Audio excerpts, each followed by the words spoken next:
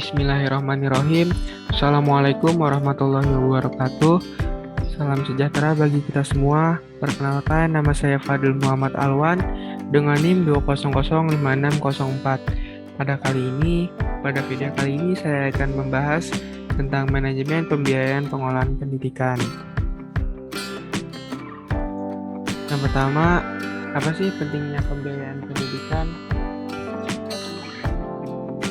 Jadi, sekolah itu bukan hanya mengenai sistem pendidikan saja yang harus mendapatkan perhatian. Ada sistem lain yang memang berhubungan dan perlu mendapatkan sorotan yang sama, bukan dari kurikulum ataupun sumber daya manusianya, namun dari sisi keuangannya.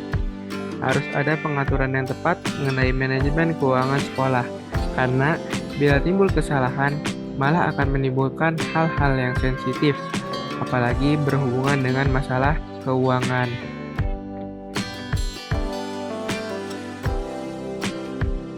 Selanjutnya ada pengertian manajemen keuangan sekolah. Nah, manajemen keuangan adalah suatu aktivitas yang dilakukan untuk menentukan berjalannya kegiatan pendidikan sekolah. Sementara itu, dalam pelaksanaannya juga harus memperhatikan pada prinsip manajemen, yaitu dari perencanaannya, pengorganisasiannya, pengarahannya, pengkoordinasiannya, pengawasannya, dan juga pengendaliannya.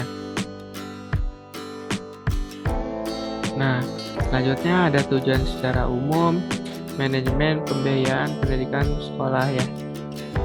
Yang pertama, agar bisa meningkatkan efektivitas dan efisiensi pemakaian dana sekolah. Yang kedua, ada meningkatkan akuntabilitas dan juga transparansi yang berhubungan dengan keuangan sekolah. Yang ketiga, minimalisir penyalahgunaan anggaran untuk hal yang tidak diperlukan. Selanjutnya, ada sumber keuangan sekolah. Yang pertama ada pemerintah. Jadi, dana pendidikan bisa bersumber dari pemerintahan pusat melalui APBN maupun pemerintahan daerah melalui APBD. Yang kedua, ada dari orang tua atau wali ya. Jadi pihak sekolah itu biasanya menghimpun biaya pendidikan atau yang biasa kita sering dengar SPP dari orang tua atau wali siswa. Yang ketiga, ada masyarakat. Nah, jadi sekolah juga bisa mendapatkan pendanaan dari masyarakat umum yang bukan termasuk dari orang tua atau murid ya yang tadi dijelaskan. Jadi contohnya seperti bantuan dari lembaga keuangan, sponsorship dari perusahaan, donasi dari lembaga sosial, dan donasi dari alumni dan lain-lainnya. Yang keempat, ada dana swadaya. Nah, sekolah juga bisa mendapatkan dari dana usaha mandiri sekolah. Nah, contohnya itu sekolah menghasilkan dana seperti kantin dikelola oleh sekolah secara mandiri dan koperasi sekolah.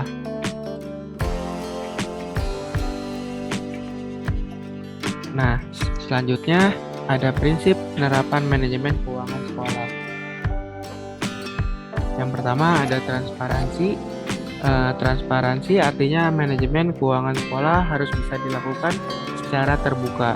Terbukaan tersebut berhubungan dengan sumber keuangan sekolah, berapa jumlahnya, bagaimana rincian penggunaannya, hingga pertanggungjawabannya. Ini akan lebih memudahkan pihak berkepentingan menggambarkan kondisi keuangan organisasi atau sekolah.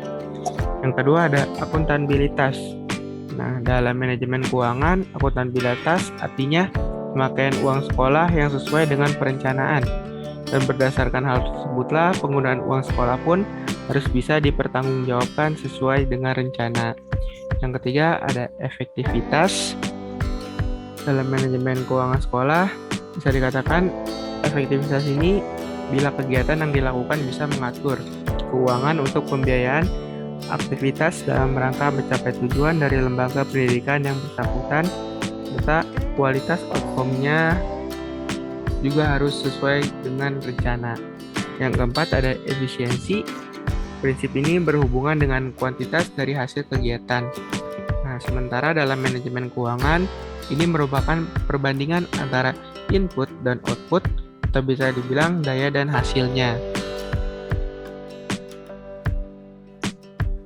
Selanjutnya ada langkah-langkah pada pemanfaatan keuangan sekolah. Yang pertama ada penyusunan RAPBS. Nah, pada tahap perencanaan, penyusunan RAPBS adalah wajib. Jadi RAPBS ini merupakan rencana penggunaan sumber dana untuk pelaksanaan pendidikan di sekolah selama 1 tahun. Yang kedua ada pengadaan dan pengalokasian anggaran. Jadi setelah RAPBS selesai dibahas dan sudah disepakati, selanjutnya ditetapkan menjadi APBS atau saat ini lebih dikenal dengan istilah RKAS. Jadi APBS atau RKAS kemudian dijadikan patokan untuk pelaksanaan segala program di sekolah. Yang ketiga ada pelaksanaan anggaran sekolah.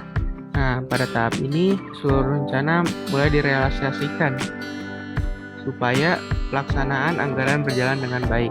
Dibutuhkan pengorganisasian. Pada pengorganisasian ini akan ada pengelompokan satuan tugas yang bertanggung jawab pada masing-masing hal.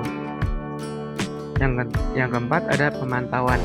Nah, pihak yang bertugas perlu memantau pelaksanaan anggaran supaya berjalan sesuai dengan rencana, terlaksana secara runtut dan diselesaikan sesuai tujuan. Yang kelima ada pembukuan keuangan sekolah. Nah, pada tahap pembukuan ini, seluruh transaksi keuangan dicatat dengan sedemikian rupa. Seluruh bukti transaksi juga perlu dicantumkan. Yang keenam ada pertanggungjawaban ya. Pada tahap ini, seluruh penerimaan dan pengeluaran keuangan sekolah dilaporkan menggunakan laporan tersebut. Pihak sekolah akan mempertanggungjawabkan merealisasikan anggaran kepada sumber dana. Yang ketujuh ada penilaian kinerja.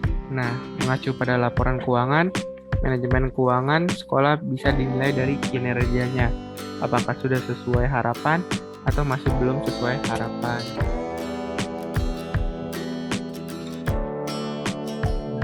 Nah, di sini saya menyimpulkan jadi manajemen pendidikan keuangan itu perlu diperhatikan.